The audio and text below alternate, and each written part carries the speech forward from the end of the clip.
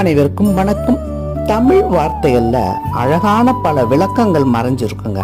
அப்படி நம்ம ஒவ்வொரு வார்த்தையும் நம்ம தேடி தேடி பார்க்கும்போது எல்லாத்துக்கும் ஒரு அர்த்தங்களோட தான் அந்த வார்த்தை உருவாக்கப்பட்டிருக்குங்க. அப்படித்தான் சம்பளம் என்ற வார்த்தையை நான் ஒரு புத்தகத்திலேருந்து படித்தேங்க. நாம் என்ன பண்ணுறோம், இப்போ பணம் வேண்டி ஒரு ஆஃபீஸ்லேயோ இல்லை ஒரு கவர்மெண்ட்லேயோ எங்கேயோ போய் வேலை செய்கிறோம், அதுக்கு பணமாக கொடுப்பாங்க, அது சம்பளம் வாங்கிட்டு வரோம். ஆனால் இந்த சம்பளம் என்ற வார்த்தை எப்படி உருவாச்சுன்னா, பழைய காலங்களில் சம்பளம் எனப்படுவது சம்பா நெல்லும் உப்பும் தான் தருவாங்களாம். பணம்லாம் கண்டுபிடிக்காத காலகட்டத்தில் அது சம்பளம் எனப்பட்டது.